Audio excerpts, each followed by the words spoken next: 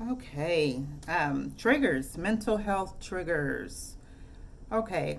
So that is so important. Once you have unpacked where you are in terms of really being able to see and understand the things that have contributed to your overall mental health status.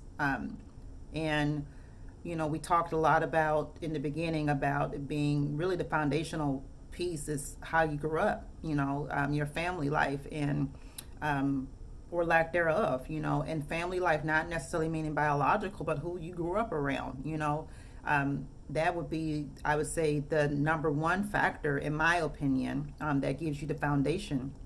And then, you talk about in terms of things of biology and genetics, things that give us predispositions to certain things.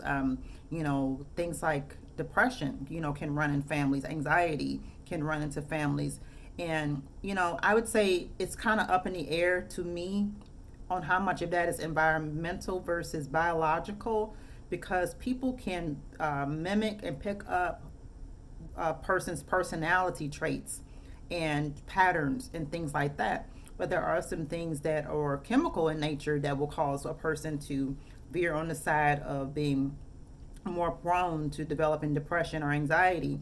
And typically, when we talk about mental illness, nothing has to be a preceding act, or there doesn't have to be a specific event that has come about that makes this person depressed. Like, nobody died. They didn't get a bad grade on a test. They didn't just break up out of a relationship. This is, for whatever reason, that person's natural disposition.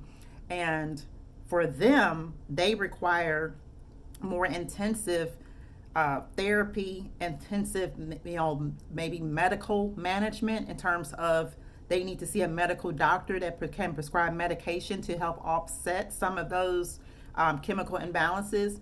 And for the purposes of this particular educational series, I'm not going to delve into the medical piece because I think that is far more complex and quite honestly requires someone above my pay grade to really thoroughly explain that. I'm here to explain the general principles of what mental health is and what constitutes a mental illness, and at what point you should go and seek a medical professional's help. Okay, so and not just medical in terms of psychiatry, but also professional help in terms of therapy, in terms of having a professional who has studied the science of psychology to help you track, which means to identify certain elements that maybe you yourself are not able to identify, and to be able to help you to understand how you might have evolved and come to this place. And that's why I will again say that this is not something that you would go to a non-professional, again, like say your pastor, someone at church, or just even your friends about. It's something even outside of what you can do, because you can't see the picture because you're in the frame. And unless you have that specific expertise to be able to identify, okay, that is such and such a trait. You have created a pattern of dysfunctional this. You have created this.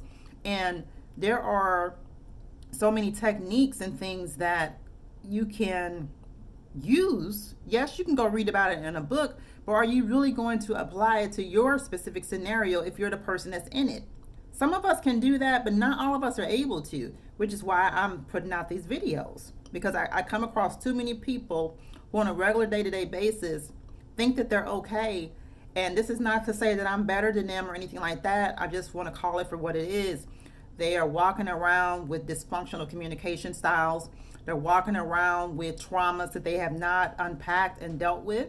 And I hate it because I see them going from situation to situation, not fully processing how they even ended up there in the first place. Okay, so this video was kind of to talk about triggers, but we kind of went on to a different scenario. So for the sake of time, and because I want to make these short and sweet, I'm going to end this and we're going to talk about triggers again. So this will be the end of triggers part 1.